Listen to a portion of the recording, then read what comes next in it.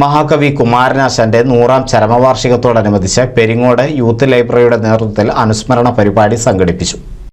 Library അങ്കണത്തിൽ വെച്ച് നടന്ന അനുസ്മരണം പുരോഗമന കലാസാഹിത്യ സംഘം ജില്ലാ പ്രസിഡന്റ് പ്രൊഫസർ സി.പി. ചിത്രഭാനു ഉദ്ഘാടനം ചെയ്തു. ജനങ്ങൾ അനുഭവിക്കുന്ന പ്രശ്നങ്ങളെ ശ്രീമൂലം പ്രജാസഭയിൽ അവതരിപ്പിച്ച ഒരു ജനപ്രതിനിധി കൂടിയായിരുന്നു കുമാരനാശാൻ എന്ന കാര്യം നമുക്കറിയാം. SNDPയുടെ ഏറ്റവും പ്രധാനപ്പെട്ട പ്രവർത്തനം ശ്രീനാരായണ ധർമ്മത്തെ പല രൂപത്തിലായി പ്രചരിപ്പിക്കൽ മാത്രമല്ല, വ്യാപാരം വ്യവസായം തുടങ്ങിയിട്ടുള്ള ആധുനിക ജീവിതചര്യകളിലേക്ക് മുഴുവൻ ആളുകളെയും കൂട്ടിക്കൊണ്ടുവരിക എന്നത് കുമാരനാശാൻ ഉൾപ്പെടെയുള്ള SNDP യോഗത്തിൻ്റെ നേതാക്കന്മാരുടെ പ്രധാനപ്പെട്ട കാഴ്ചപ്പാടുകളിൽ ഒന്നായി.